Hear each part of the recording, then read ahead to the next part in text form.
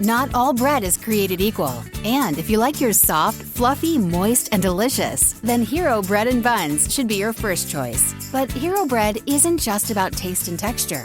It's high in fiber with ultra-low net carbs with 0 grams of sugar. Order today at hero.co and use the code AH10 to get 10% off your first purchase. That's AH10 at hero.co, HERO.co for 10% off your first purchase.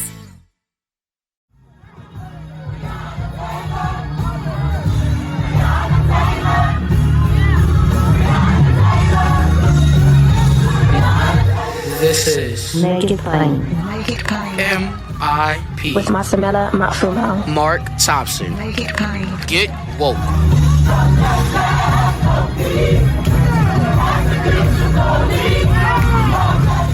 Ladies and gentlemen, big reparations hearing on February 17th. Another historic hearing and a meaningful one. A lot of positive news in the press.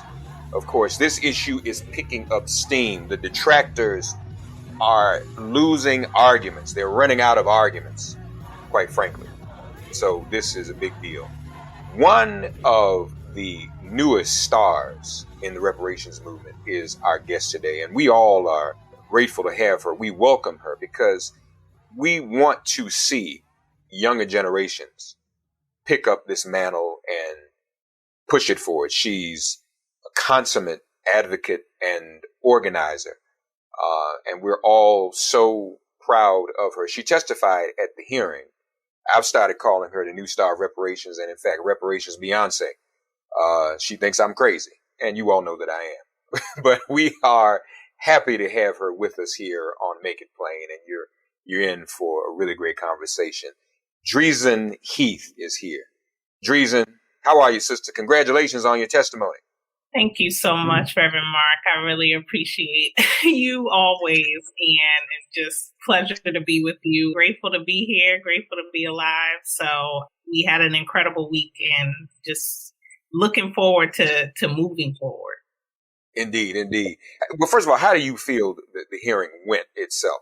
Yeah, I think that there was a strong case and through line made that reparations for the legacy of slavery is an urgent issue. It's an urgent need to embark on the next steps, which is getting HR 40, the commission to study and develop reparations proposals for African Americans Act out of the House Judiciary Committee.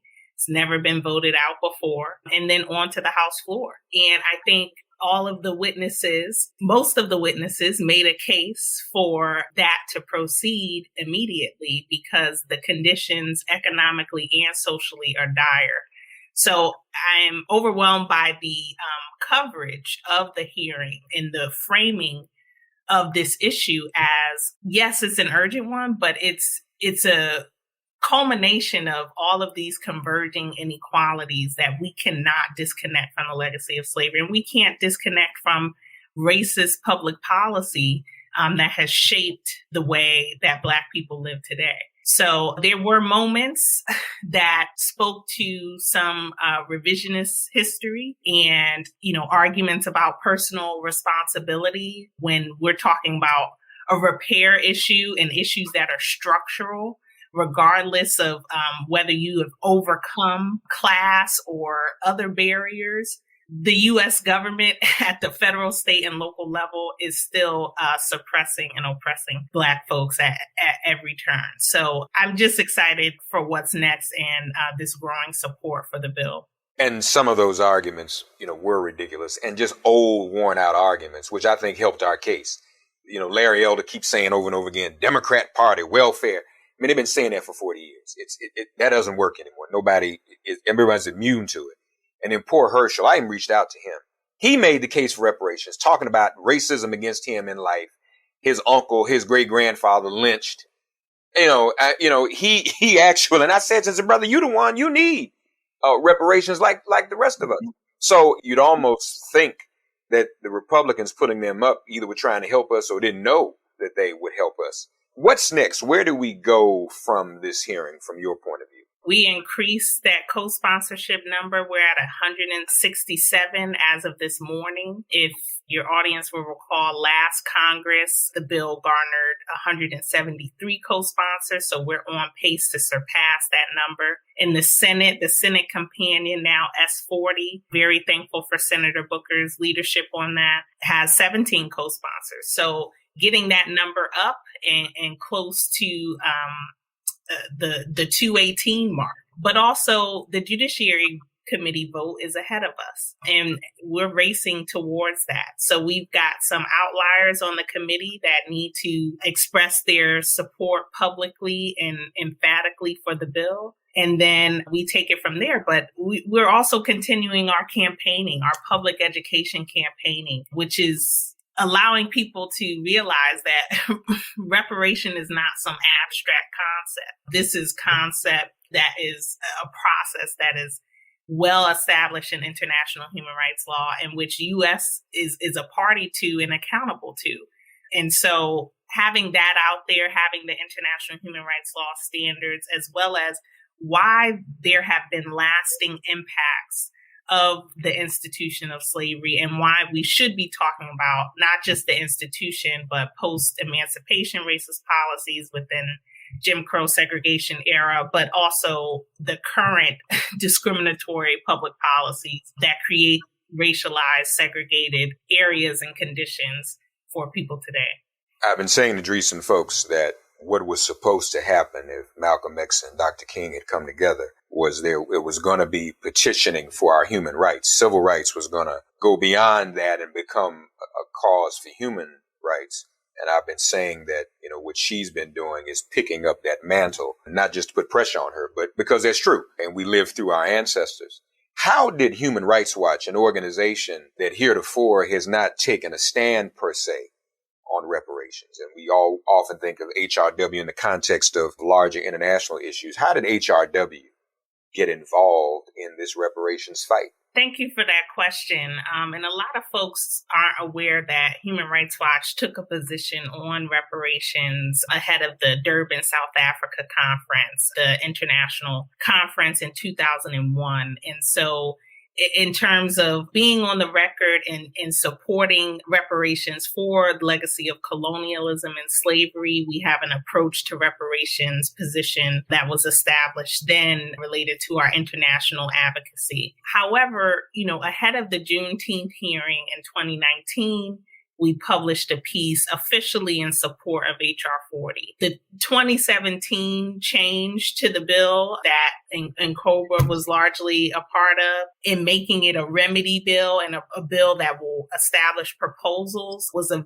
very high selling point to support this type of legislation, because that's an active measure and we're moving forward with that. We're not just putting a study on the shelves, although the federal government hasn't officially documented their full range of crimes and violations related to the legacy of slavery. So that is an important part of the acknowledgement.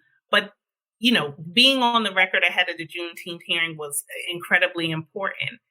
But our extensive work in advocacy in Tulsa, Oklahoma, which started originally looking at conditions of policing poverty and racial inequality.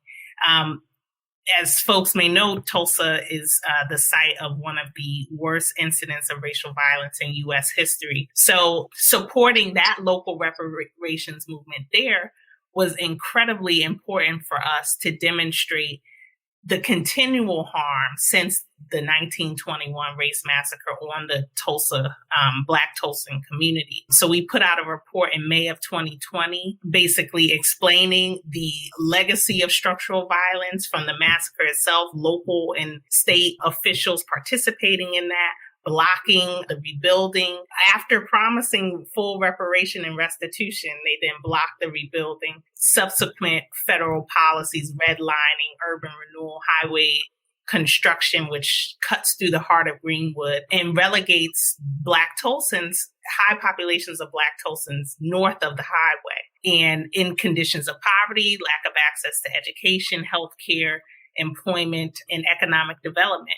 And so we consulted with the community, descendants and living survivors there to come up with a comprehensive reparations plan in addition to a call for direct payments for the massacre because there's economically accessible damage. That report fueled our work to join and collaborate with this incredible coalition on HR 40 because Tulsa is very much a microcosm of the U.S. And joining this larger fight towards reparations for the legacy of slavery was important to our team within the U.S. program and more broadly for the organization, particularly in this moment where we're seeing so many converging crises and at the center of the public health crisis, the economic crisis, the police violence crisis is always anti-Black racism. So it was so important for us to be in this space. And stresses the point too, just so everyone's clear, because a lot of times we think of reparations in one context, and that's slavery and enslavement. But this bill would deal with past harms and current harms, the vestiges of slavery. So the list you just gave are issues for which there should be repair. Right. And in international human rights law, the right to remedy and reparation is well defined. And it lays out the forms, but it also makes clear that governments have an obligation to document, account for, and rectify gross human rights violations. For example, the institution of chattel slavery, serious human rights violations, but also acts of racial discrimination. So that's really important too, because violation of your rights is directly connected to discriminatory acts, and those are ongoing. So to make the case that not only past harms need to be repaired, but contemporary ones too, is super important. And back to those 5 key forms, which people have debated what forms reparations should come in. Reparations should always be proportional to the harm and harms. So the Black community within the United States, descendants of enslaved Africans, have experienced cumulative harm, which means you need to evaluate and not limit the scope of what repair is necessary. We're talking about restitution, the first form of reparation that restores communities back to where they were prior to the violation, returns property, artifacts, restoration of liberty and employment and opportunity. You also have compensation, economically accessible damage, but also compensation for moral losses, not just physical loss and property loss. Then you have rehabilitative measures. Psychologically, we need measures that are going to help heal the psychological traumas that have been passed down intergenerationally. Legal services. So many of the claims, all of the claims have been denied in the courts for descendants of enslaved people in the U.S. So how do we remove those legal barriers? There's also what we call satisfaction measures, which are official truth-telling measures. Knowing what land you're standing on where somebody was lynched, knowing which neighborhood has been redlined. Also having an official apology by the federal government, because the House and the Senate passed slavery apologies in 2008 and 2009. Neither was signed into law. So the federal government is still not on record with full acknowledgement. And the last pillar is guarantees of non-repetition, which is the institutional and legal reform. We have institutions today, particularly the criminal legal system and the policing systems, that do not serve or protect Black people. We need institutional reimagining and restructuring of those as they currently are. And those are all options within the recipe for repair. Dreisen, is the international community being primed that if this does not happen in the order it should, the legislation, the signing of the legislation, what have you, to become more involved in our struggle for reparations? Now, I teased it out to international organizations that in case Trump was reelected, we might have needed to make the United States a pariah in the way South Africa was. I mean, we were in conversations about that and on the brink. But I put everybody on notice I was talking to. Say now, just because Trump loses doesn't mean we still don't have demands here in America, and we need reparations from HRW as an international organization, have you all been in dialogue with other international groups and advocacy organizations and freedom fighting organizations who are allies and in solidarity? And do you think that if that moment came and we needed that international support, that they'd be ready? We're certainly priming them to be ready. And particularly several international groups are already engaged on this work and supporting our Why We Can't Wait campaign, are also supporting other measures related to HR 40. There's also international mechanisms to engage on the issue of reparations. The U.S. and other countries go through a universal periodic review process to evaluate their adherence to human rights laws and human rights standards.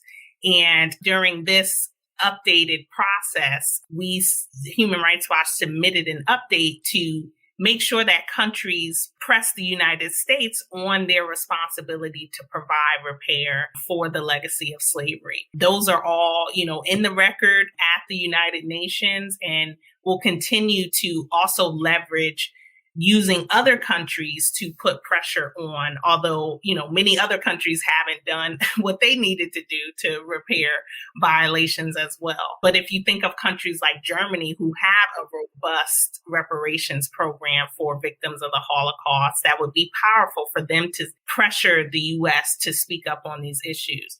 Then you have the UN Working Group on people of African descent, who have been definitely ahead of this issue, issuing statements and recommendations specifically to pass HR 40 and why it's necessary to compensate for the legacy of slavery.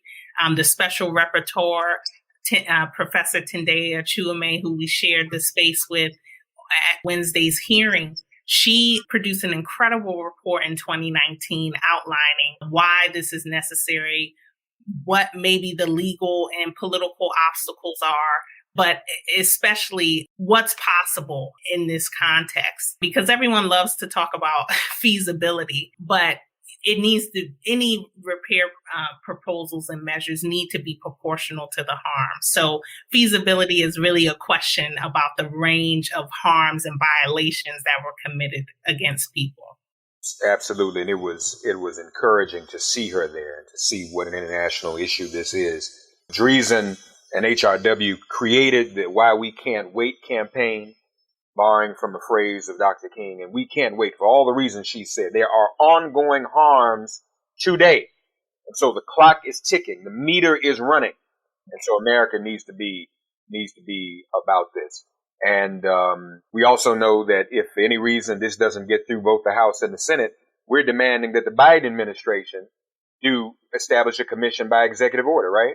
Absolutely. We've spoken to the Biden administration as well as the Domestic Policy Council on the very issue of reparations, HR 40 style commission. Presidents in the past have established commissions at their own will that may have been viable measures in the legislative arena. But we also need a president that takes leadership, that owns the fact that we need to document and account for the legacy of slavery. One that is willing to listen and not necessarily confuse the concepts of racial equity from now to forward, and racial justice and reparation, which is the accounting for past and present and ongoing, and what's actually necessary to close the racial equity gaps. You cannot close the racial equity gaps. You cannot upend structural racism. You cannot end racial terror and white supremacy without reparation.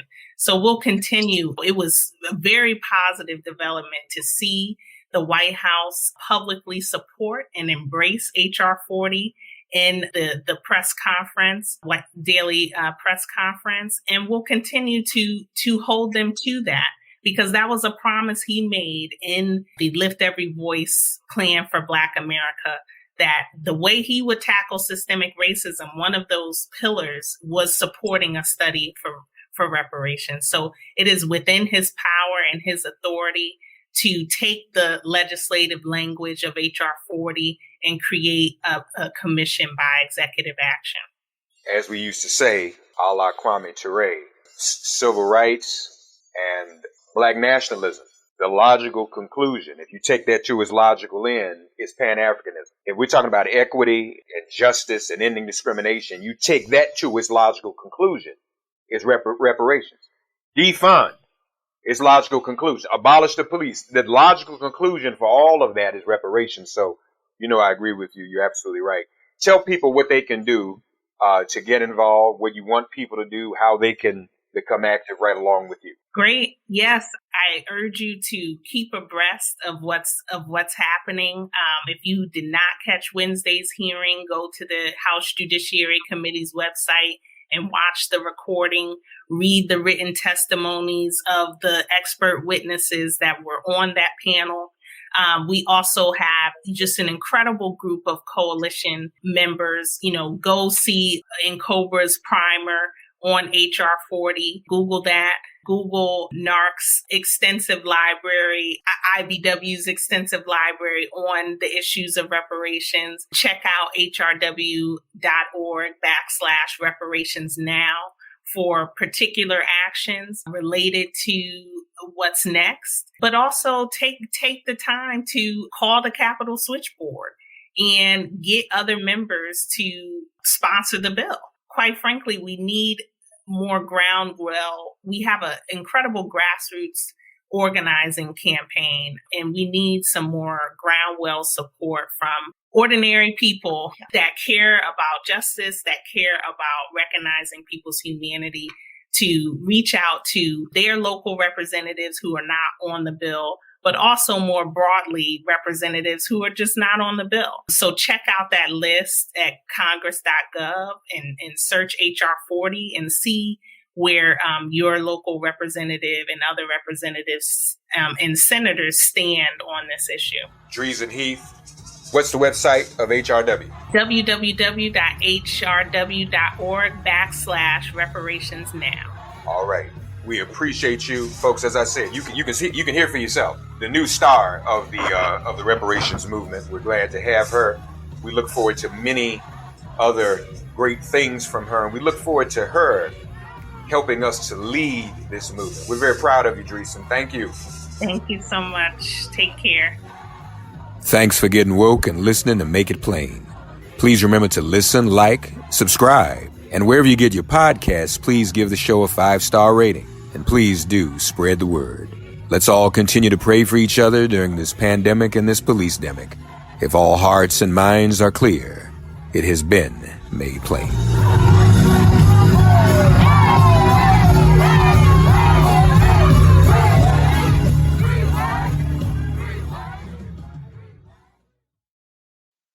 Not all bread is created equal. And if you like yours soft, fluffy, moist, and delicious, then Hero Bread and Buns should be your first choice. But Hero Bread isn't just about taste and texture. It's high in fiber with ultra-low net carbs with 0 grams of sugar. Order today at hero.co and use the code AH10 to get 10% off your first purchase. That's AH10 at hero.co, HERO.co for 10% off your first purchase.